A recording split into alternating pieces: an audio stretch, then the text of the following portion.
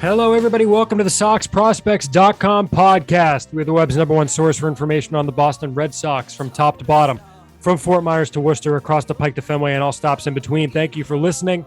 My name's Chris Hatfield. I'm the executive editor of Sox Prospects, and I'm joined as always by our director of scouting, the fireworks in my night sky, Ian Kundle. Ian, happy Independence Day. Hope you had an excellent long weekend. And I don't know, what are we going to talk about today? We're going to have to find some interesting stuff to discuss. Can you think of anything? Yeah, happy holidays to you as well. And no, there's not a lot to talk about. I feel like we're in like that slow July period where we have to really like force subjects and stretch. Yeah, there's not a lot going on. Unfortunately. Stagnant. Yeah. It's dull, boring, nothing really happening. But we're going to do a podcast for you all anyway. Let me check my notes here of things we've got that we can talk about. Well, I guess we did new rankings, so that's reasonably exciting. Bryan Bello is going to pitch for the Red Sox tomorrow as we're recording this, so I guess people might want us to talk about that, and all the other guys that have been up with Boston, like Connor Siebold and Cutter Crawford and Josh Winkowski and all that stuff. And I guess you saw Bryan Mata, so. That might be but we're joking. There's a lot going on. It's an exciting time. We're no selling there. There's plenty going on. We wanted to crank out a podcast for you this week, even though frankly I am slammed with other things to do. But it was important. Damn it! So we're here. And how can you repay that? Well, one thing you could do is rate and review the show. Go on iTunes, Apple Podcasts, Spotify, etc. Rate us 5 stars, ideally. Give us a review. We appreciate that. Tell a friend. Tell the intern in the mailroom who doesn't have anything better to do this time while he's opening and distributing mail that he should listen to the podcast while he does it. And of course, you can support the Sox Prospects donation drive. If you like what we do, if you think the work that we put in is worth supporting, there are a couple ways you can do that, and we need you to step up, and we really appreciate that. First, you can make a one-time donation at SoxProspects.com/donate. Nice, easy, one-time payment. Always appreciated. Any support is welcome. And of course, you can support us on patreon.com/SoxProspects. Go on there, pledge a certain amount per episode, get some neat perks to go along with it. The Patreon game updates, special rankings information, who was 61 to 70, if you're on patreon.com. You get access to things like our individual top 30s, things like that. So some cool stuff on there. Again, patreon.com/Sox Prospects. One of two ways. Again, it's the donation drive. We do this once a year. We really would appreciate your support if you're able. I know times are hard right now, and there are plenty of good outlets for your extra spending money. But if you appreciate the work that we do, maybe in addition to the more beneficial to humanity type things you could give your money to, we would appreciate it if you could support what we do here at the website. So without further ado, Ian, let's move on to, we got a lot to talk about, not a lot of time to do it.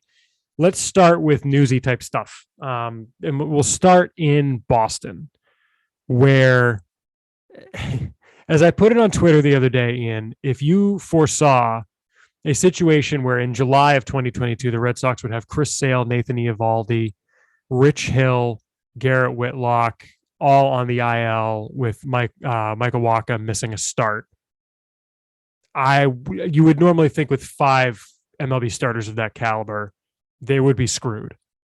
Instead, they have gained ground in the standings on everyone but the Yankees, who are just on another level right now. But that's a separate discussion for another time.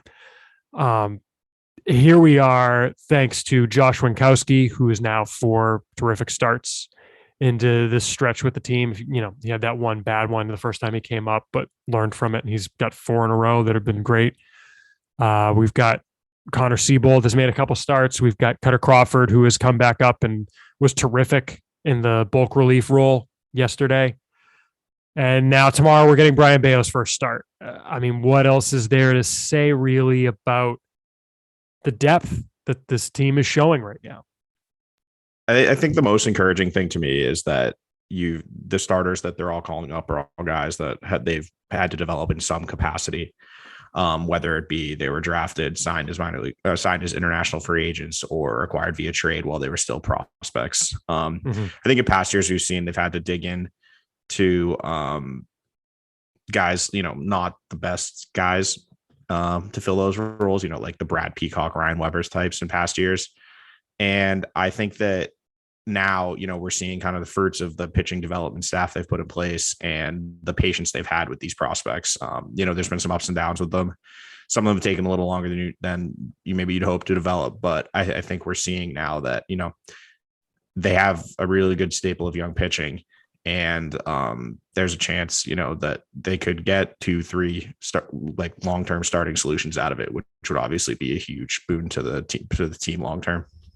No question. I mean, especially when you look at Nathan Eovaldi's a free agent. Michael Wacha is only here for the 1 year, I think. Rich Hill is only here for the 1 year. So there's space next year for these guys to come in. So it's serving the present while building for the future, which has really been kind of the Chaim Bloom plan, clearly, is to kind of serve both masters to some degree. And then, of course, the most exciting piece of it is the debut of Brayan Bello. We've talked about him plenty here on the podcast, Ian, but I guess to start, what are you expecting out of him tomorrow against the Tampa Bay Rays, which, looking at it again today, I think I kind of undersold a little bit maybe on Twitter when I was talking about how they're like a bottom third offense. They were about league average in terms of offense, and they can do things which, like you'd mentioned, in terms of matching up, platooning, loading a lineup full of, in this case, probably lefties potentially to counteract Bello on the right side. But that said, I mean, you've seen him 4 times this year. What are you going to be looking for out of him in his MLB debut, and what are you expecting to see? I think that it's not the easiest team that he could debut against. I think that the Rays are obviously one of the smartest teams in baseball. They're going to have the book on him, and I expect we will see 7 left-handed hitters, probably 6, 7 left-handed hitters, and they're going to be very patient. I think that they're going to know that you can't expand the zone against him, that he will, get a little wild. The command is still not, it's not as tight as it needs to be in the future. And I think his consistency also can kind of wander within outings. And so I think that they're going to be they're very patient. I assume they'll be trying to hunt 4-seam fastballs from him, because that's a pitch that I'm not sure how that's going to play missing bats at the big league level. I think it's getting by better in the minors now that he has another fastball to kind of play off it. But major league hitters are the best hitters on the planet. Like, if you make a mistake, they're going to crush it. And that his 4-seam command is still definitely something he needs to work on. But I also think, they had no choice here. He's ready for a new challenge, because on raw stuff alone, he can blow away AAA hitters now. And now, this will be a good test for him. It'll show him what facing a major league team is like, what facing a good major league team is like, when, they're prepared for you. They have the scouting reports ready to go. They're going to load the lineup up instead of facing, the same AAA lineup every day in the series.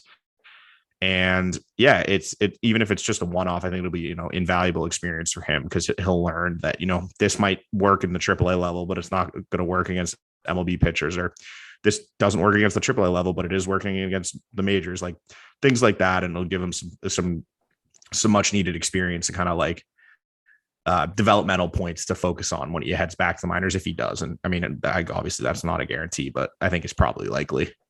I got asked this on Twitter, Ian, if there was any chance that this is more than a one-off. And are you with me where there's just this particular outing is almost certainly, unless something happens with Wacha, a one-off? Yeah, that's why I don't think you can say it's a one-off, because I don't know what's happening with Wacha. I think that's kind of just... Well, they announced tonight that they think he's going to make the start on Friday. I mean, he's got a dead arm, though. Right, but but at the same time, it's Tuesday. That's why I wouldn't say it's necessarily a one-off. It's something could happen Friday. Okay, right. But what I'm saying, so the thing is that because they need 2 starters. Whitlock is not going to come back as a starter. Eovaldi is still probably a couple rehab starts away. Sale, it seems like, is close, but they still have. They said today that Sale was going to come up after one start. Right. So, but they still have to fill another spot in the rotation. Right. So right now they've got 4 guys up. 5 once Bello's up, because it's Pivetta, Wacha, or not Wacha, Pivetta, Winkowski, Bello, or Pivetta, Bello, Winkowski, or I forget what the order is. Crawford as a piggyback of someone, so as a bulk reliever, but Crawford essentially in the rotation. They want Wacha to be the 5th. If Waka's the fifth, then I forget the rotation they laid out. There is a TBD on Saturday that is probably Crawford. Basically, they've laid out the rotation through Saturday or Sunday, and it does not include Bello after this. The thing, and then after that, the hope would be that Sale comes up and Bello goes down.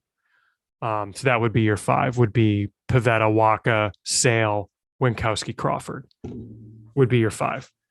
I mean, I don't think it's a lock that they want Crawford to stay in the rotation either. Like, right, but the thing is with the way it's lined up. I mean, maybe he could stay up, but the thing is, where Crawford is before, you'd have to finagle it. I get because Sale is throwing tonight as well. So it also. I mean, I'm not saying the days are like great, but I'm just saying I don't think it's like a lock that he's going to go down. I don't know. I just think that there's too much uncertainty with literally like 3 rotation spots up for grabs right now. Right, and because the thing too is if Waka can't go Friday, you could put him on the injured list and call Seabold back up too, which would kind of help with the days being off. I don't know. I just think it's most likely that this is a one-off and it's not something they're planning on keeping him up. We'll see. We'll see how it plays out. I'm a little more certain than you, but I get what you're saying and that makes sense. I just can't see. Like the thing is, some of the questions I was getting, and I don't know what you think about this. It's like, how good would he have to pitch to stay up? And that doesn't matter. Yeah. To me, it's the one start against the Tampa Bay Rays is not how they're going to evaluate whether to give him another start. It's going to have to do with everyone else. Probably the most important aspect of it is you being certain that it's a one-off, which pretty much guarantees that it's going to turn into a long-term thing with him staying up, given your track record on. Hey, no, not necessarily. Like not necessarily. I was wondering where you were going with that. I'm like, is he being a dick right now? And then no, that was actually good. Yesterday there was like a chain bullpen promotion that it was what the hell was it? Chase Shugart and Caleb Simpson moved up from Portland to Worcester. Ryan Fernandez moved up from Greenville to Portland, and Joey Stock moved up from Salem to Greenville. When I saw, you can attest to the fact the other day that when Taylor Cole, who apparently opted out of his contract on July 1 with the Woo Sox, which, good luck to Taylor Cole. I said in the Slack amongst ourselves, this probably opens a spot for Chase Shugart. So I was happy to have kind of called that one. Yeah, but you also said like Chris Murphy wasn't going to be promoted when they had. Yeah, I was wrong. So I'm wrong sometimes. I know. And then, there's also the famous one, which we don't need to mention, but which one? Adrian Gonzalez? Yeah. Yeah, I know. No, I screw up sometimes. It happens. Thanks for reminding everyone. But if I can finish my story, I went on Twitter after seeing the Shugart promotion and called Fernandez and Stock, which I was pretty proud of myself for. They were both fairly obvious, but that was the one. Let me crow about the one time that I didn't screw up. Okay. Let me have my moment in the sun, Ian. Right. By the way, I don't know if you have any thoughts on any of those I thought we were going to do that in transactions, but I don't really. I mean, Shugart will be interesting in AAA. The rest of them, I think are, it's a bunch of org depth guys moving around, which is fine. Fernandez had been one of 2 closers in Greenville. He'd been pitching well for about a month, and Joey Stock I saw in Salem and kind of liked as an org depth reliever, like straight over the top and like 6'5". So it's interesting that it's 6'5" and directly over the top. Probably the ceiling of a AAA arm, but interesting nonetheless. But yeah, Bello, I mean, the other question that I saw, Ian, was, is this the top Red Sox pitching debut since Henry Owens? And I think because Eduardo Rodriguez and Henry Owens debuted in the same year. Owens was apparently ranked higher at the time, at least nationally. But I think that 2015 season, that's probably how far back you have to go, right, to get another pitching debut of this caliber. Yeah, I mean, I feel like you're better at the history stuff like that, the rankings wise, and I would trust your. Yeah, I just can't think of anyone else who would be on that level who's debuted. I mean, Darwin's in, like, as I realized the other day, was our number 1 prospect for half a month. Which we'll talk about rankings in a minute, but yeah, I mean, he wasn't as ranked as thought of as highly nationally as Bello is. So it's an exciting time. We'll see how Bello does on Wednesday night against the Rays. So moving on, Ian, I guess the other news and notes, not a whole. I mentioned the few those promotions. I don't think there's much else that has happened in the interim. Tell me if I'm forgetting something, but it was a pretty light week of trans. I'm definitely going to be forgetting something fairly obvious, but I think it's a fairly light week of promotions. We also learned today, I should mention, that it appears that Luis De La Rosa is going to move up from the Florida Complex League to Salem, with Tyler Uberstein moving up from Salem to Greenville. I've heard through a source that Uberstein is in Greenville. De La Rosa, I'll just come out and say it, put on Instagram a photo of him in an airport with his passport. So it would seem he's getting promoted. But yeah, both of those guys moving up as well. Oh, some other small promotions. Philip Sykes, the outfielder, moving up from Salem to Greenville yesterday, and outfielder Brian Gonzalez moving up from the Florida Complex League to Salem as well. Both kind of minor moves. It's just been a fair amount of minor moves since our last episode. Oh, and then Thaddeus Ward and Cameron Cannon both started rehab assignments in the Florida Complex League. Ward, obviously, the one to keep an eye on.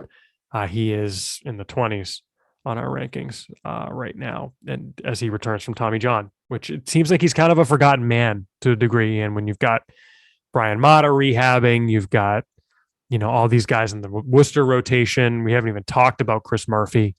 It's an exciting time for upper minors pitching depth. But anything on any of those that you wanted to mention or call out or make a point on? No, I don't remember if we talked about it last time, but I think when did Hunter Dobbins come back? I feel like we didn't really mention that at all. But we probably didn't mention it. I think it had happened already, but at any rate, Hunter Dobbins. Yeah, he's had a couple of really good, interesting starts in a row. So I think he's probably more interesting than a lot of the names that were involved in those transactions, and worth keeping an eye on him and like Ward, as two guys making their way back from surgeries. Mm-hmm. Yeah, Dobbins, who he was a draft pick out of Texas Tech in 2021, the Red Sox 8th rounder, got a $197,000 bonus. When they signed him, they knew he injured his UCL during a preseason scrimmage last year, missed the season after undergoing Tommy John surgery, and the Red Sox drafted him knowing that he was recovering from Tommy John. So a bit of a gamble on that one, but he's, like you said, his last two starts have been very good. So definitely someone to keep an eye on as he builds back up. And speaking of building back up after Tommy John, and that's probably a good transition to the latest player that you've seen recently that we definitely need to talk about. Is you saw Bryan Mata's first start with Portland, or was it his second? I think it was his first, right? Yeah, I think it was his first. Yeah, his first start with the Portland Sea Dogs since 2019. What did you see? What did you think? What did you expect versus what you got? Tell us about what you saw out of Mata the other day with the Sea Dogs as he continues his path back up to the majors, or I guess back up to AAA. Yeah, I don't think he's on the AAA roster. He's never pitched in AAA before. We'll talk about the majors thing after, because I think we're getting that question a lot too. Well, I mean, isn't he technically on the AA roster? He is, but that's like we talked about last time. In order to be in Portland, no, I know. It just he's needed to be really activated. Yeah, exactly. Sent to AA, but he had been on the AAA injured list to the extent that matters, which is not a whole lot. Yeah. I had talked to some people who had seen a couple of his other rehab starts. I kind of knew what I was getting myself into. But he was solid. I think I'm trying to bring up his line here, but I think he threw like three and a third innings, I want to say. And the only reason he left, he finished with the pitch count he did, it was around, I want to say like 45 was because he got hit with a line drive off his, or no, sorry. He tweaked it running to first, right? He tweaked it covering first base, where he stepped awkwardly on the base and then pointed to like the back of his knee or something, or his like quad area. But it obviously wasn't anything bad because he made his next start. But yeah, his final line was 3 1/3 innings, 2 hits, 1 earned run, 1 walk, 3 strikeouts, threw 46 pitches, got 8 swinging strikes. And I thought he was good. I mean, he definitely it was inconsistent. And I think there's definitely some concerns for me about whether or not he can be a starter long term, both because of his pitches, his command profile, and the delivery. The delivery still is there's effort. It's very upper body heavy, but he's got a really quick arm, and he repeats it pretty well. He looks in good shape, which was encouraging, which I think is allowing him to repeat it, because in the past he has had some years where he hasn't necessarily been in the best physical condition, but this year he looked very good when he came back, and the stuff physically, that is, and the stuff was, it was, he's up to 99, mostly 95 to 97. I've heard he's topped out at 100 since his rehab, so the velocity's back. The one thing with the fastball is I just don't think it misses as many. It's going to miss as many bats as you would think, given his velo. The command and control is definitely below average right now, which is understandable. That's something that takes some time to come back, but it's a pretty straight pitch, and I don't think it has as much life as some other fastballs you'll see. And as a result, I'm not sure if that's, it might be like plus velocity, but I'm not sure it's going to play at that level because of the command and the lack of life. Actually, if I can jump in, why don't you kind of, because I think this is a good opportunity to explain what you mean when you say the lack of life on his fastball, because a lot of people, I just want to make sure we're getting out there what we mean when we say that. Fastball life is kind of just like late explosion, where it gives like the perception of like kind of like moving up a little bit.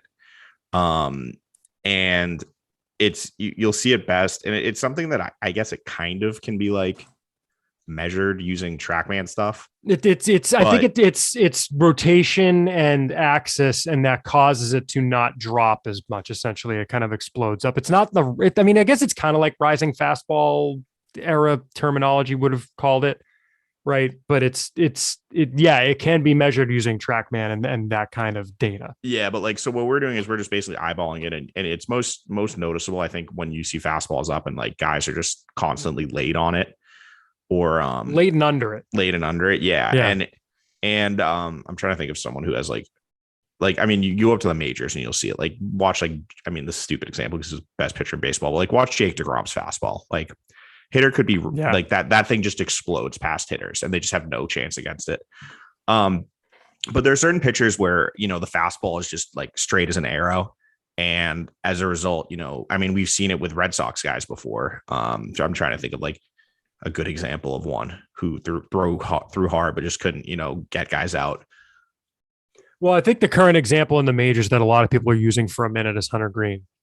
Yeah, and he throws 100 in. Yeah, he throws like 100. He throws like 102, and he has to throw 70% sliders. Yeah, Hunter Green's a great example. But yeah, if you don't have that kind of late life on it, or you're not like Mata, who he had this similar issue, except he's added this 2-seam with just an insane amount of horizontal movement that just can annihilate right-handed hitters. It makes your fastball hittable. And yeah, Hunter Green is the great example, because I'm pretty sure his fastball is getting absolutely destroyed this year, even though he's like the hardest thrower in baseball. It's like it gets swinging, it gets swinging strikes, but when it gets hit, it gets absolutely tattooed, because it's like, if it gets timed, it's not that it's like going over or under bats. It's like, guys are behind it, but if they hit it, they just destroy the thing. Yeah. If I remember right, don't quote me on that. Yeah, exactly. So yeah, I think that that's the concern with his fastball. Though in this outing, I think he got like, I think four swing and misses with it. So that was encouraging. He also did throw what I think was a couple of 2-seams at like 94 to 95 with some okay movement. So that'll be interesting to see. Interesting. It'll be interesting to see if they kind of, what happens with Mata happens with him, where Mata gets up to AAA and just starts throwing the pitch like even more than his 4-seam. You mean if what happens with Bello happens? Sorry, yeah, what's happened with Bello, where Bello got up to AAA and just started throwing his 2-seam the majority of the time, whereas in Portland he was throwing mostly 4-seamers. So we'll see if that's the case with Mata. Secondary wise, he showed all three of them: slider, changeup, curveball. Slider is like 86 to 90. Some are a little like longer, some are more like cutterish in the higher velo range. It's a good pitch, and I put like it's like a soft 55. It's like in between a 50 and a 55 for me. There's some inconsistencies with it. It definitely rolled a little bit. I think he telegraphed it a little bit too, like because of his delivery. You get a kind of a good look at it, and it just comes in kind of like rolly to the plate, where it doesn't have that like tight, rotation and bite that you like to see from really good sliders. And then his curveball was, didn't throw many of them, but 77 to 79 tight depth. That's a fine pitch. It's another like average-ish pitch to me. And then the changeup, 87, 89. I like the changeup. It looked good in this outing. He just didn't throw it very much. He was mostly throwing fastballs and sliders. So it's kind of hard in a 3-inning stint to get a really good feel for the secondary pitches because he just doesn't use them that often. Mm-hmm. So, and in this one, he didn't really have great feel for his slider. He was kind of casting it a lot and missing arms or glove side with it. So kind of a wait and see mode with his secondary pitches. But overall, it was an encouraging outing. It was good to see his velos back. And now it's just, he's going to have to take that step developmentally that's more pitching focused. The stuff is there. The stuff is what it is. And now it's about refining himself as a pitcher. It's developing command and control, starting to work on his sequencing, understanding what pitches he can execute and making it so he can execute them, in the first inning, the third inning, and the sixth inning, not just, the first inning and the second inning, then he loses it for 3 innings and it comes back. You need that consistency from outing to outing and inning to inning. And I think that's kind of the next step in his evolution. And the thing that he's going to have to be focusing on for the rest of the year is developing consistency like that. Yeah. And we should mention his last start. He did get the start on Sunday and he went 4 innings, 60 pitches.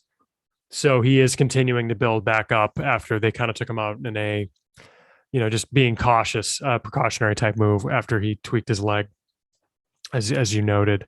Ian, did you see a guy that can help the major league club this year? No. And I don't really understand why people want to rush him. Like it's not talking about someone who has pitched in the big leagues before, even pitched in AAA. Like he's thrown like 50 career innings in AA. I don't see why there was any need to even consider him, especially when they have like 7 guys ahead of him on the 40-man who are right-handed pitchers. Right. Well, I mean, to be fair, you could have said that about like Bryan Bello coming into the year, right? And he's up. But but Bryan Bello was healthy to begin the year. He didn't have to rehab from Tommy John surgery. Exactly. And that's why I'm just saying you got to kind of tease out the differences. Right. And I'm with you there. So it's like, and I think it's exciting when guys come up. It's like the thing we deal with on Twitter where a guy has a good week and you get asked, is he getting promoted? If he hasn't been promoted already this year, we're getting that with Marcelo Meyer right now and Blaze Jordan like crazy. It's not as simple as guy performs well for a short amount of time, you move him up. Especially with the major leagues, there has to be spots available, and you get people like, well, Hansel Robles is on the roster. It's like, yeah, well, you don't necessarily just cut Hansel Robles to rush Bryan Mata to the major leagues, right? They should cut Hansel Robles though for someone else because but they've got other options. As maybe we can, we've discussed plenty. I was going to say maybe we can discuss, but we've discussed the, Zach Kelly. He should be up in the majors right now. I don't really like. I understand that there's concerns there with his command and control. Like he's definitely walked. I think he's got like 15 walks in 30 something innings this year. Yeah, but like 9 of them are in 3 outings. Right. It's like he has a couple blow up outings and other than that he's been great, but he strikes guys out. Like he has a changeup that will work in the majors. And I just don't know what they need to see from Hansel Robles. Like he's been an abject disaster for the last, I think it's 6 weeks or something. Well, he was hurt for like 2 of them, but yeah, he came back and he wasn't any better. I was kind of hoping he would come back and maybe slide in as a setup. Since the end of April, he's given up 21 hits and 11 walks in 14 innings. Is that good? His OPS against is over 1,000. His ERA is over 10 and his FIP is over 7. Getting close to time there. I just think it's interesting to me. I think they've done a great job with how they've managed the starting rotation and kind of like the way they've shuffled and adjusted on the fly there. But it just is weird to me that the bullpen is more or less, other than the development of Schreiber, is more or less like the same guys that it was coming into the year. Obviously, like they've moved Houck there. He was on the team already, but they haven't really gone for any other not external, but like guys from the minors to come up. Like Tyler Danish has come up, but he's whatever. Like that's not a, he's not a he's a middle relief guy. He's not a middle relief. He's a low leverage reliever to me. He's not even a middle reliever to me. Mm-hmm. But like other than that, you're still running out Robles. You're still running out Brazier. You're still running out Sawamura. Well, Brazier's velocity, I don't know if you saw how much it's ticked up lately.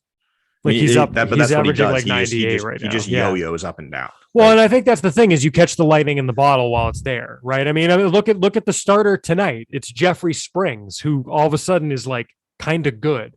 absolute clown show, but kind of good.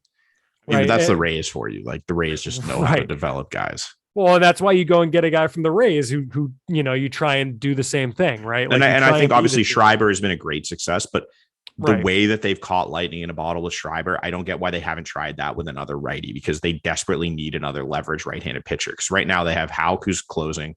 They have Schreiber, who's clearly like the 8th inning guy, and then they have they don't have another righty I would trust. I mean, honestly, like if you told me Schreiber was the closer in 2 weeks, I would believe you. Yeah, I mean, I think it's going to continue to be Houck, but yeah. I mean, it's one of those things where you make Houck the closer so that you have Schreiber. Well, that's exactly. Schreiber's their best reliever, but you keep Houck as a closer in order to allow Schreiber to like come in any situation or pitch multiple innings. Like, But I just don't get how they're running out like 2 righties that you can trust, and one of them is your closer, so you're not going to use him in earlier innings. Like, it's just weird to me that they haven't, tried. I understand that there's 40-man considerations and everything there, but there's definitely guys that you can, pull off the 40-man. Like if Phillips Valdez isn't going to come up, you might as well just like, there's no reason to keep. Well, that's the thing is, Phillips Valdez has value because he's got options. Sawamura has got value because he's got options. If you're not going to option Sawamura and you're not really going to call up Valdez, then like you might as well replace them with Zach Kelly, who has options. Exactly. That's my point, is like, and Sawamura, like, he's, it's fine. I think his numbers will end up, it's the same thing as last year's numbers will end up being respectable because he doesn't pitch a single leverage inning the entire season. Like that's why, Right. He's the guy that pitches 2 innings in the 5th and 6th when it's a 9-2 game. Right. You also need to mention, actually, I just realized another thing. Darwinzon Hernandez came back with zero warning or fanfare at all. He just all of a sudden got activated and pitched a really good 1-2-3 inning. But in Worcester, with him, it's like, you need to see more than one outing, right? For sure. But I'm just saying, who the heck knows? They also have like a major lefty problem where they have way too many lefties, and they're about to activate Taylor, and I don't know who the hell they're going to get rid of. They're not going to activate him. Josh Taylor, option him. Josh Taylor would get crushed if he was pitching in the major leagues right now. I've seen him twice. Okay, his stuff is nowhere near back to what it was pre-injury. So you think they activate him and option him? I don't see any way that they bring him onto the major league roster because Strom is obviously not going to go anywhere. Austin Davis has been really good for the last couple of weeks. And Diekman's Diekman. He has a multi-year contract. He's secure on the roster. Like I just don't, and they're not going to carry 4 lefties in my opinion. So I don't see how Josh Taylor fits into that. Especially as he's throwing 90 to 92. Like, well, put it this way though, like, does it matter that the guy in the Hirokazu Sawamura spot is right-handed?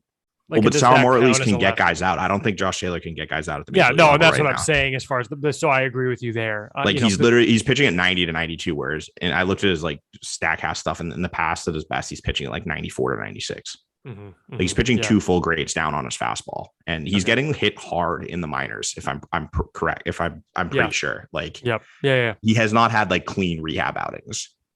No. Let me look. No, I think you're right, because I remember after the last one, it was just because he would, start because they wanted him to get that 1 inning out of the way, but then they finally used him as in a relief role the other day for the first time, which to me is just kind of like, I want the reliever to get he has a 12 ERA in Portland. He had 9 hits in 3 2/3 innings. And in AAA, he's given up 6 hits in 5 innings. So a little better in AAA, but like I saw him in I saw 1 AAA and 1 Portland, and the stuff was just not close to what it used to be. Well, the Worcester stuff was before Portland, right? Oh, was it? Yeah. Because he was in Worcester and then he went with Portland because Worcester went on the road. Now he's going to be back with Worcester this week. Yeah. Because him and Sale are going to pitch in Worcester this week because they're at home. Yeah. I think they're both pitching tomorrow. It was concerning the way his stuff looked for me, that it was that far down. Like 90 to 92 is not where he should be. Do you think there's any chance he gets DFA'd? Because they need a 40-man spot to activate him. Do they? Is he on the 60? He's on the 60. Both him and Sale. So, I mean, you need a spot for Sale next week, too. Wow, I didn't even think about that. And apparently Matt Barnes is a week away from pitching in games, so throwing him on the 60 isn't an option. Unless they think he's going to need a long rehab assignment, which I think he'll need a long rehab assignment. I think that's going to be one of the moves. Yeah, so if you put Barnes on the 60, he can't come back until early August, I believe. I don't think which is probably fine, because you're talking about the 60 days is also going to include the 4-day All-Star break. Yeah. It's not It's as just a bad. weird situation because the guys that you would like consider DFAing don't really match up with that position and would just kind of like further imbalance the Well, like 40 you man said, roster. there's like Phillips Valdez. There's like, that's what I'm saying. You know what makes the most sense is if you're going to make the Hansel Robles move, this is when you need to probably do it to make the 40 man spot. Right. I mean, Yeah. because you're probably kicking someone to the bullpen too, potentially. I don't know, maybe that, but then the thing is, it's like, what are you doing? If you bring up Kelly, you need a 40 man spot for Kelly. So maybe not. I don't know. It's going to be a bit of a Jenga puzzle to some degree, figuring out the 40 man over the next week plus with Taylor and Sale coming back. So we'll be very intrigued to keep an eye on that as well. Ian, we might as well move on now then to our rankings discussion. We updated our rankings on July 1, our official midseason update. And there was a lot going on, Ian, for us to discuss, a lot to dig our teeth into, and probably nothing bigger than our installation of a new number one prospect at the top. We were unanimous in electing to flip Tristan Casas and Marcelo Meyer and put Marcelo Meyer at number one. And Ian, interested in kind of your thought process on how you got to that point. I think it was kind of similar for all of us, but the decision, I think we'd thought about Meyer versus Casas since they drafted Meyer, frankly. But what kind of put him over the top for you for this particular month? I think that the biggest thing for me was that Casas just continues to miss time and kind of get a setback, whereas Meyer is showing both the offensive, the two-way ability and intangibles that we heard about. And he's kind of like translated into on-field performance now for a good stretch, while Casas is kind of just stagnated because not by his fault, he's been injured. But I think that the value that Meyer could potentially bring as a two-way up the middle player just has finally surpassed the proximity, which was the biggest argument in Casas' favor for me. Yep. Yeah. And with Casas still delayed, and frankly, I'm not counting on him at any point for the Red Sox this year anymore. I think that, Meyer, just his potential at shortstop is just something we haven't seen in the system in a long time, and kind of pushes him over the top for me. Yeah, I think that's right. And again, for me too, and I think this goes for you as well. It's not that we're down on Casas at all. Casas, if you look at things like hard hit percentages and batted ball data for the year, yeah, Casas's numbers don't jump off the page for you, but he is hitting the ball very, very hard when he's in the lineup. You mean Meyer or Casas? Casas. Oh, okay. I mean, he just hasn't been in the lineup for.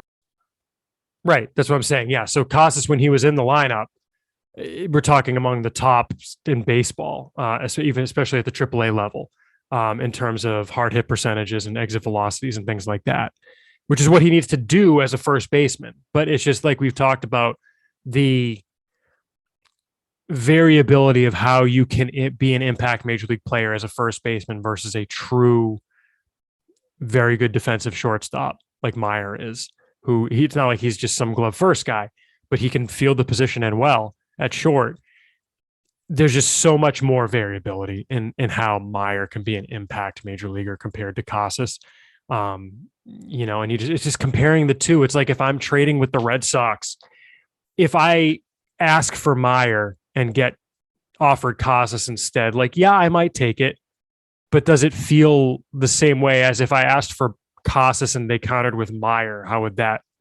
It just feel it plays different in my head. So we wound up taking the plunge and making that change. I think it was time. Again, it's not a knock on Casas at any stretch. The other big, we made another change in the top five as well in flipping Brian Bello and Nick York at 3 and 4. And Ian, we've talked plenty about Bello. I think the thing with York for me is just concern. It's kind of crazy the way that Meyer, Casas, and York have all dealt with significant injuries this year, kind of the big three. York, when he has been in the lineup, it just has not been the same at the plate. It's not clear whether, it doesn't sound like the injuries have been bothering him the whole time. That's what I've kind of asked around about it. And, the people I've asked haven't really known if this, the turf toe or the back were things that were bothering York. They seemed not to think so. But he just has not been the same hitter this year in high A, a level that he did well at the end of last season. And so, you've got to be a little concerned is not the right word, but you just have to take notice of it. I think is the way I would put it, Ian. I don't know if you've got further thoughts on York as compared to Bello, but to me with Bello, where he's close, he's now going to be debuting in the majors, looks like a major league starting pitcher. It felt right to make that flip, especially given the season that York has been having. Yeah, I actually don't really care the season York's having. I mean, obviously it's not ideal, but I think that there's the numbers below the surface are still fine to me. K rate's fine, walk rate's fine. Like he's just it's up and down to prospect development. This is more about Bello just passing him. I'm not moving down. I'm not down on York or moving him down. It was more that I just think Bello is now the guy that's the third best prospect in the system. And that was what pushed him over the edge was, seeing the development he's made as a pitcher and becoming more comfortable with projecting him as a starter than anything York has done. Honestly, yeah, I'm not down on York at all. I still feel the same way I did about him entering the year. Mm-hmm. Okay. Elsewhere, the rest of the top 10, not a whole ton of, no, that's not true at all. Sorry. I was looking at the wrong column in our spreadsheet. The other big news in the top 10, Ian, is we bumped Ceddanne Rafaela up from 14 last month to 8. And this was a point of a lot of discussion amongst us, is what to do with Rafaela. I think we've talked a lot on here about Rafaela. You've seen him a few times now, just digging into the numbers. How to rank him against, for example, the AAA starting pitcher block of Josh Winkowski, Chris Murphy, and Connor Siebold that wound up going 9, 10, 11. Ranking him against Miguel Bleis in the Florida Complex League, who, has had too small of a sample size to really take any kind of conclusions from. We wound up settling on putting him 8th behind Miguel Bleis and ahead of that AAA pitcher block, and then Edinson Paulino at 12. Which I think is kind of where you start to get to a new tier, either before or after Paulino, probably after for me. What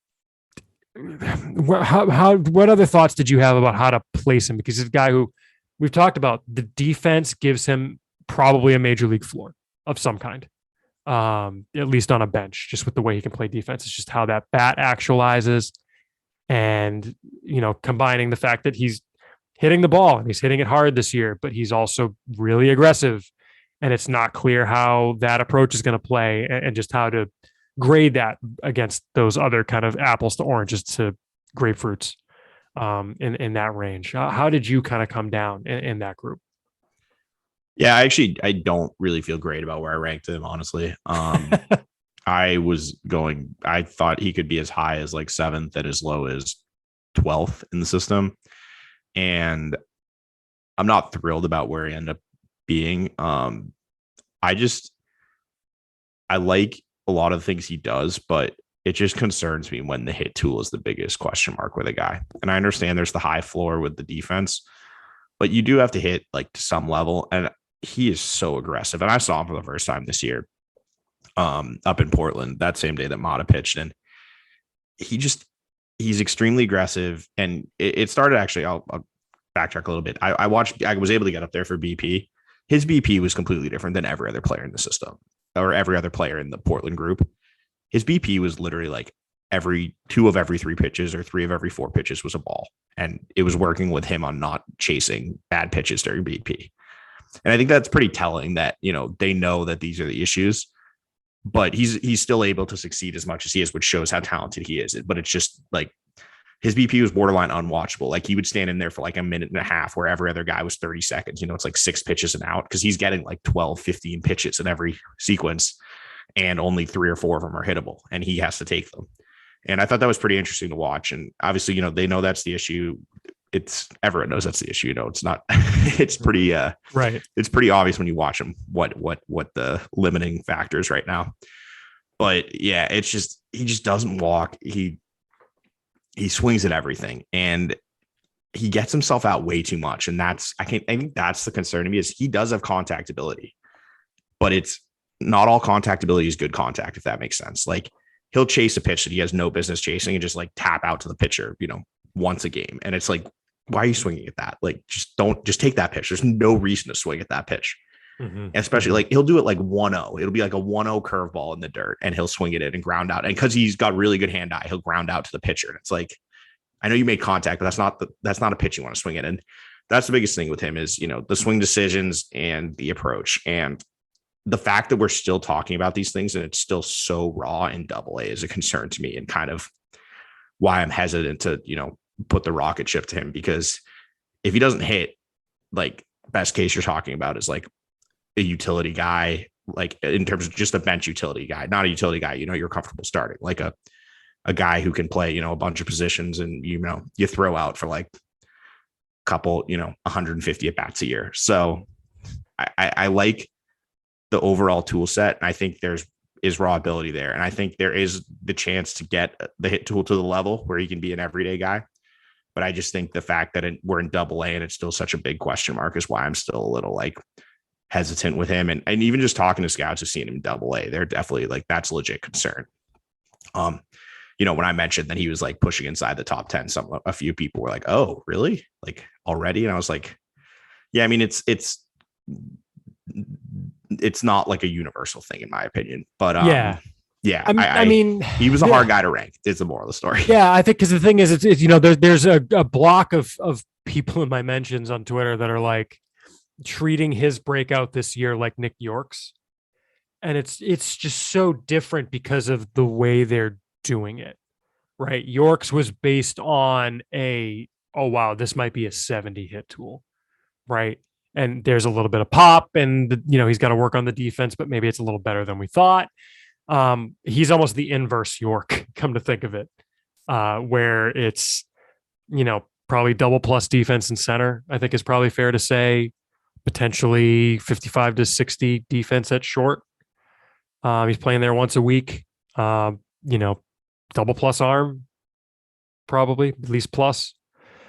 But just, and he's got pop, and it's just that hit tool. And like you said, so he was very, very hard to peg. I think I'm okay with where he wound up, but now I'm looking at it and it's like, would I take him over what Winkowski is now doing? A couple more Winkowski starts into his stretch with the Red Sox. I don't know.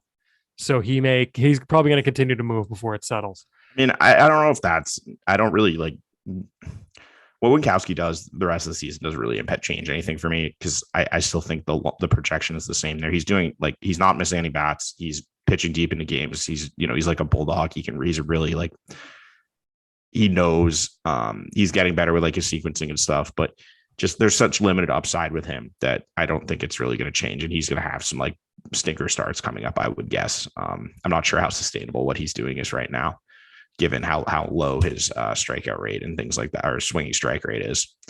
But yeah, I just think that there's just a lot of like variability with him for his long-term, the Rafaela now going back to him with his long-term ceiling.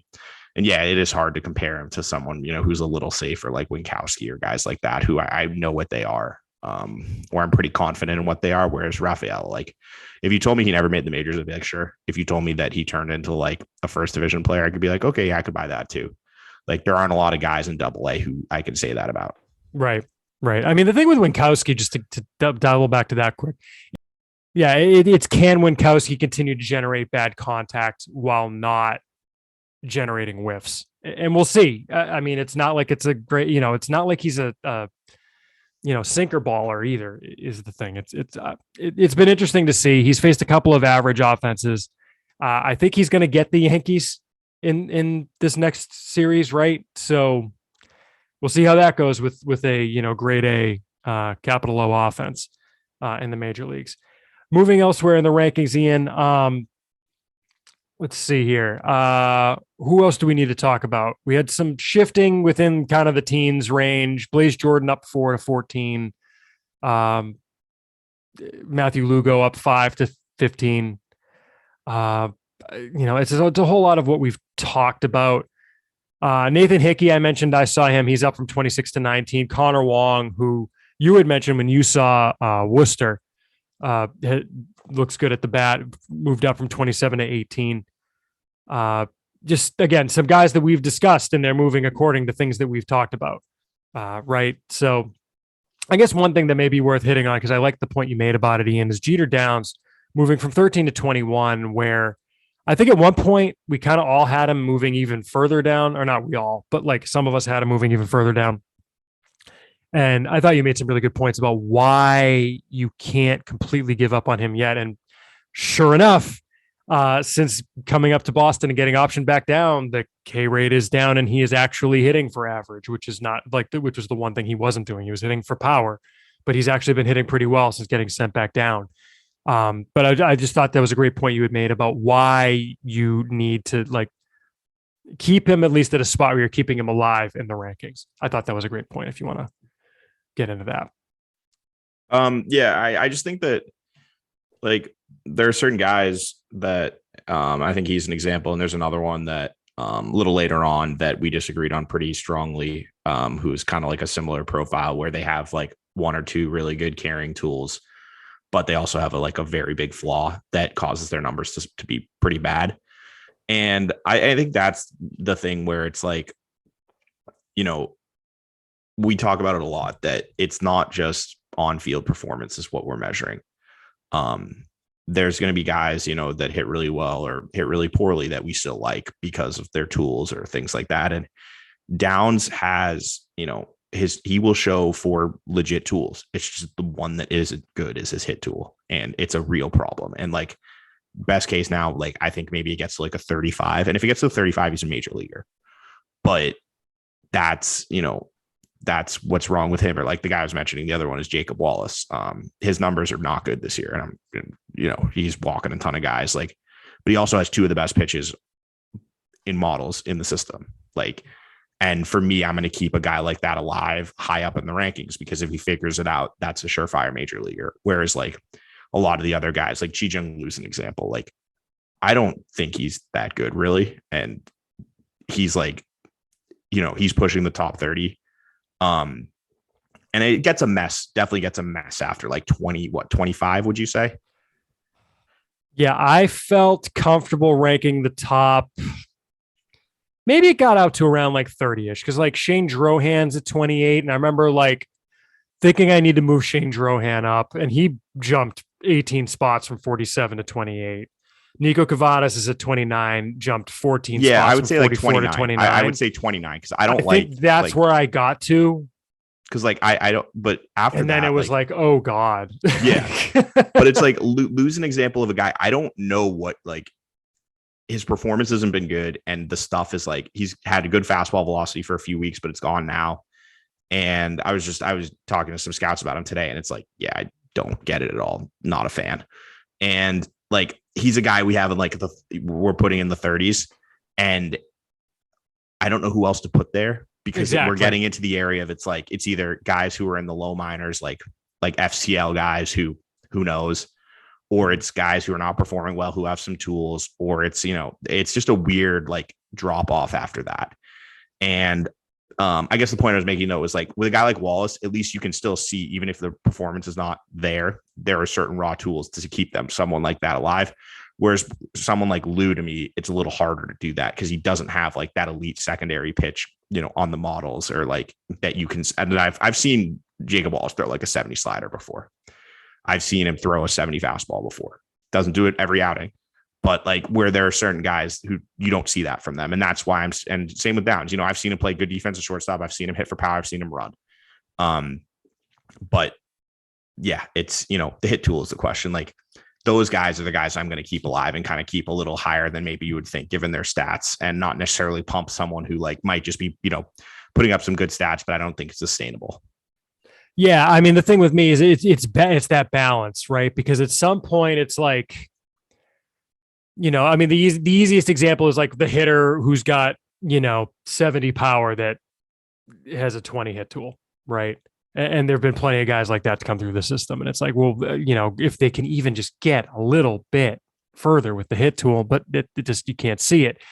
With pitchers, it's always hard for me, pitchers who are just walking the city.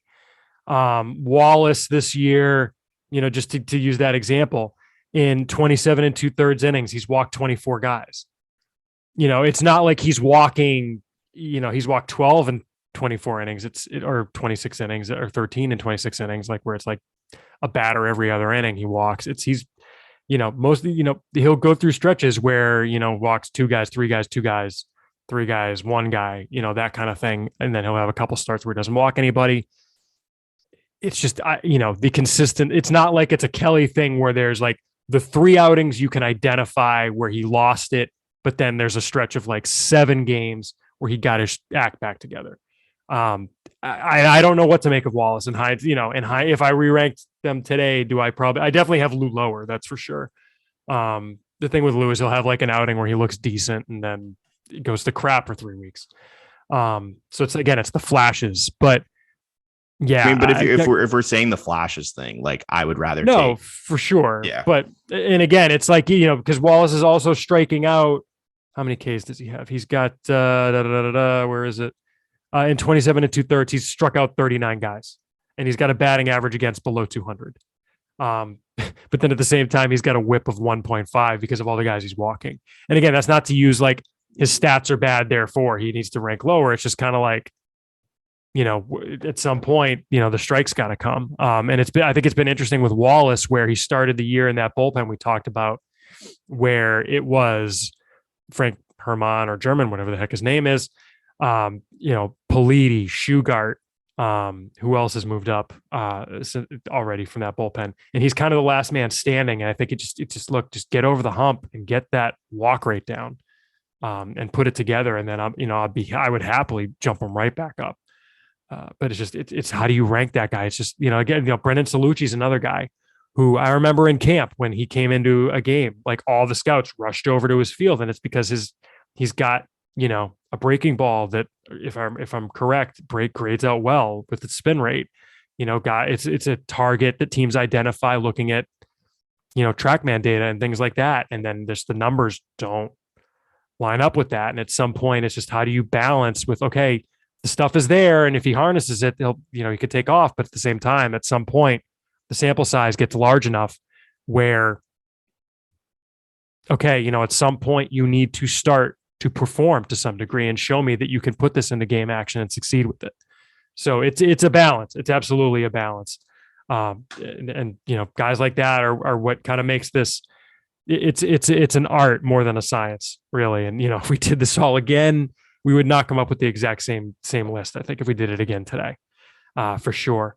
Who else, Ian? I'm trying to think of anyone that. I mean, I guess the other thing people are going to want to know about is Nico Cavadas, who best hitter on the planet in the month of June, pretty much. By far the best month in the farm system that we've got stats going back for, which I think is about to 2008. I was looking at our players of the month in 2007, and their numbers were not even approaching this. And that's noteworthy because 2007 was the first year the Red Sox had an affiliate in Lancaster where there was a jet stream to write. Ranking Cavadas, Ian, was another guy that just, how much do you just buy into the fact that what he's doing is so on another level in a 1 month sample? And he's actually been hitting pretty well all year. April, a little bit of a slow start, but he's been hitting. I liked what I saw out of him approach wise in Salem.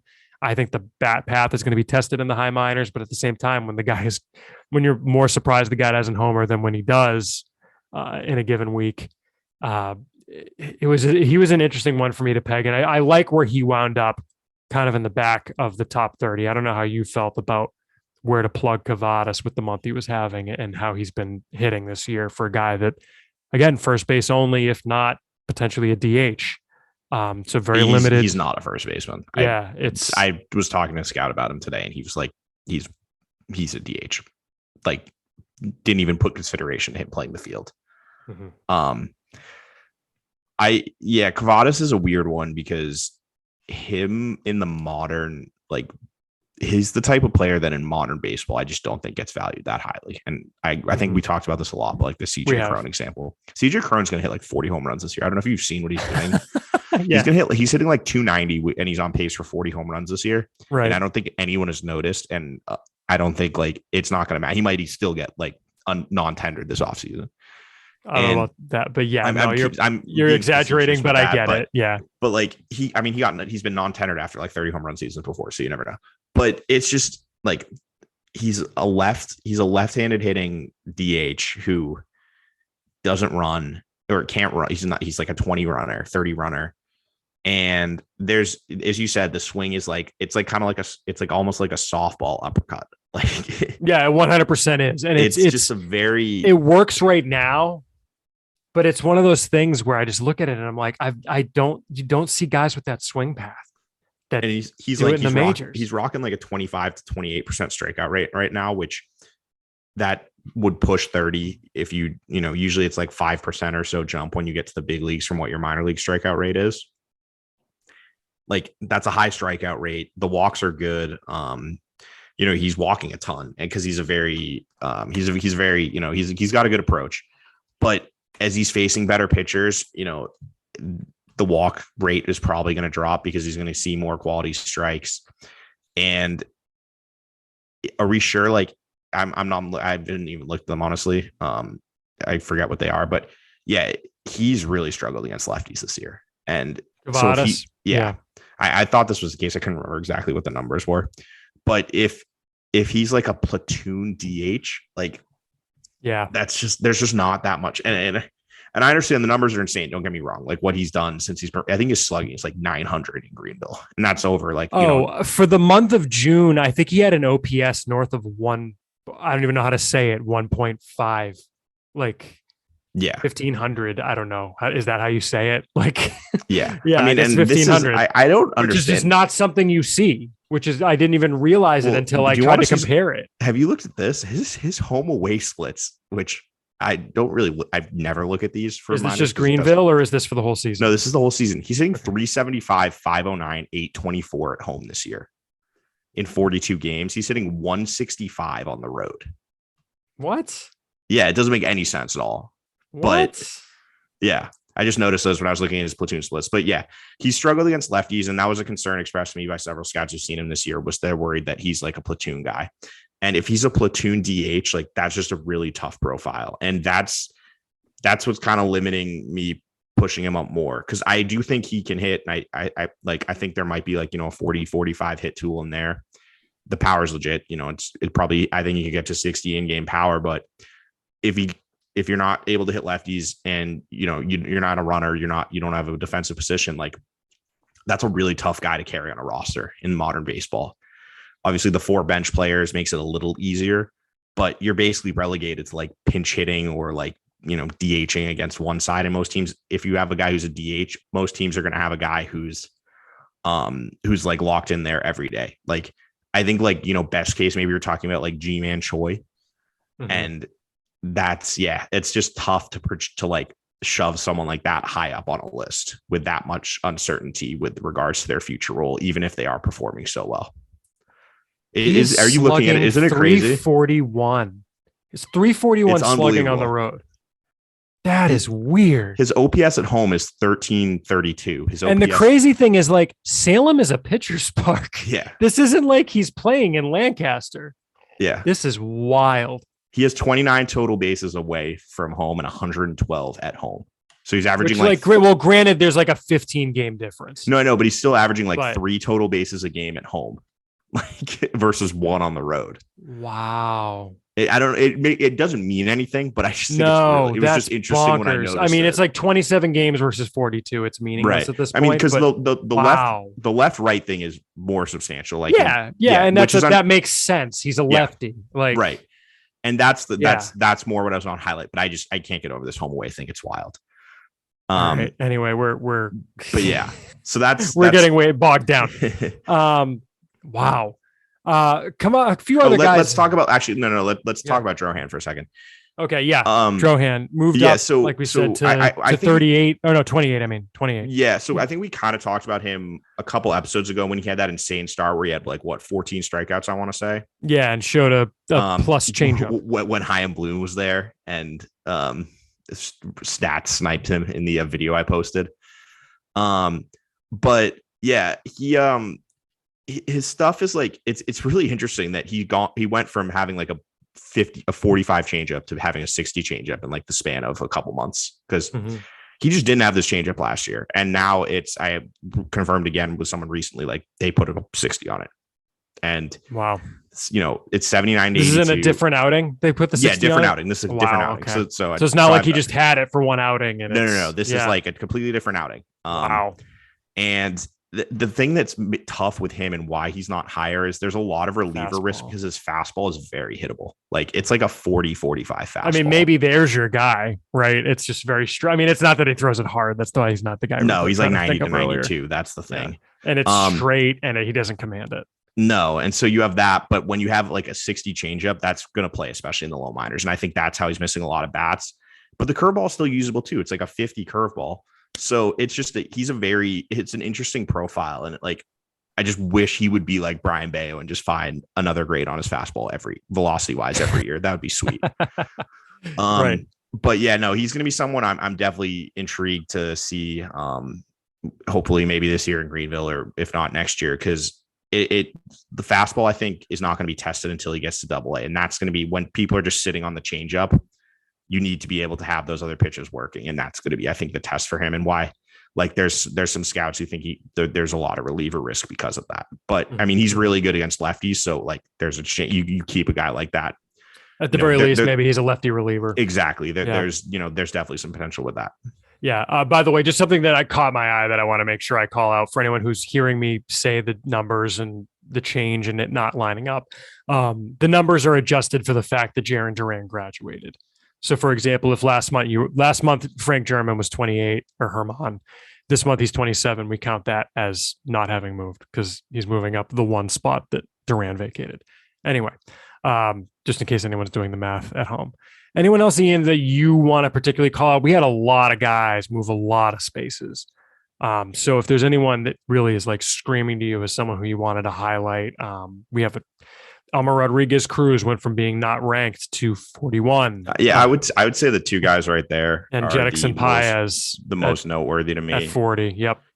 Both of them have been, I would say, the two best like new arms in the FCL. Yep, no question. Luis De La Rosa's had a good performance, and actually, as you talked about earlier, got promoted, but he's repeating too. Yeah, and he needed to do that. I saw him in spring training, and I wasn't that impressed, but I've heard the stuff has been better, so I'm trying to do some more digging on that. Sure. But Paez and Cruz are there for different reasons for me. Cruz is there because I think there's a lot of upside there. Rodriguez, Cruz, yeah. Elmer, yeah. Elmer, he's like 6'4", 6'5", 100, and I would guess 170 pounds. Like he's super skinny. Is he the one we called the king of limbs? I think he's the king of limbs. Super long limbs though, but he's also like bumping up to like 95 already as what is he, 19, I think, or 18. Yeah. So that's just a really interesting, like, kind of like projection play. And as I was talking to someone about it, and they were asking about him because they were looking at the numbers of the FCL team, and they're like, well, who is this guy? And I was like, oh, he was drafted out of Puerto Rico last year. And they're like, okay, yeah, that's interesting because those arms, like, they're really hard to scout. So yeah, that's, if you're going to look for a sleeper, like out of a draft, who some pedigree, he's I think he was a fourth round pick, fifth round pick, got a decent amount of money. Fifth. I want to say that's like a type of guy who could outperform. No, fourth. The fifth was Hickey. Fourth. Okay. Yeah. Who could outperform his draft position because it's really tough to evaluate guys, pitchers, especially out there. Right. And with Paez, we talked about him after spring training. Like the secondary stuff is just really good for a guy his age. It's just the fastball ticking up, kind of like what we talked about Drohan. His fastball, he was 84 to 86 this last year. Now he's like 88 to 91. He's already made that first jump. Is there another one to come? And if there is, then that's where you'll see him rising substantially because he does have potentially, 2 above average plus secondary pitches with a great command profile. So he's someone who the fastball is below average right now. That's probably going to be the determining factor with him. But when he's performing like he is in the FCL, I think he deserves some mention and a substantial bump up in the rankings. Mm-hmm. I want to mention a guy that nudged up a little bit to 31, and that's Zach Kelly. Kelly was 38 last month. And again, it's we talked a little bit about him earlier, but again, it's a guy who we think can go up right now. And I think he's the highest. No, he's slightly behind Herman by only a few spots, but I think he's the most ready right now of those guys. Probably. Do you think that's fair to say of the guys in that bullpen in terms of being a major league reliever?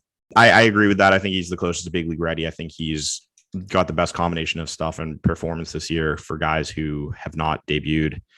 And I think that, that's what kind of kept him there for me. And whether it's with the Red Sox or another team, I feel pretty good that he'll be a major league reliever at some point. Yep. Some other guys that made big jumps: Devlin Granberg up to 46 from 56. Mentioned Paez. Angel Bastardo up from 52 to 37. We've discussed him on the show previously. Fraley Encarnacion hitting well in the DSL for whatever that's worth as a bonus baby. But I remember reading his profile. I liked his a little bit more than Framey De Leon's. De Leon was more of the glove first guy. Encarnacion was sort of the bat first guy who might need to move to third. Of course, missed a little bit of time apparently with an injury, but came back yesterday on Monday. So good to see him back in the lineup. But he's up from 42 to 35. Some other guys. Let's see. I didn't even realize Lionel James jumped into the rankings at 56 after being unranked. Warren Encarnacion jumped up from unranked to 50. Rita Senna from unranked to 49. So a couple guys in that Salem rotation, which is all just, it's like a rotation of interesting, not like, with the exception of Wickelman Gonzalez, I should say, bunch of guys who are interesting, who I'm keeping my eye on, who could be something maybe that right now are just kind of projection plays still. So I think that whole rotation is interesting. And I think that it makes sense that we've got those guys in that range. Nathaniel Cruz also is in that range as well. All kind of makes sense there. Anything else before we close the book on rankings, Ian? I think we've kind of covered it pretty well. If you've got questions about any of this, we're not going to do any emails this episode. We're going to do some next time. We just don't have time to do them today. I apologize. We frankly recorded for a lot longer than I meant to, but podcast at soxprospects.com. We want to talk about what you want to hear about. Anything else, amigo, or shall we throw it to the outro? Let's throw it to the outro. All right. Well, thank you all for listening. You can follow us on Twitter. Follow Ian at Ian Cundall. That's IANCUNDALL. And follow me at SP Chris Hatfield. Follow the site on Instagram and Twitter at Sox Prospects. Again, support the Sox Prospects donation drive. It's soxprospects.com/donate. Take a one-time donation, or you can go to patreon.com/Sox Prospects to pledge a certain amount per episode and get some neat perks for it.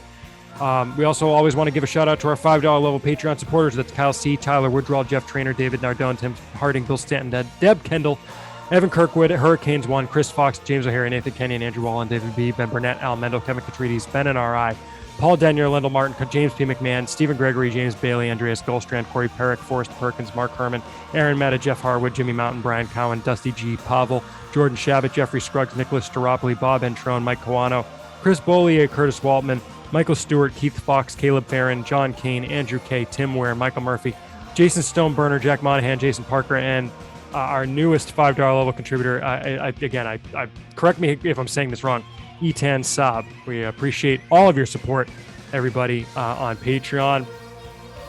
For Ian, I'm Chris. Thank you all for listening. We'll be back in your eardrum soon. We'll talk about how Bryan Mata did in his debut. So plenty to talk about then. Take care.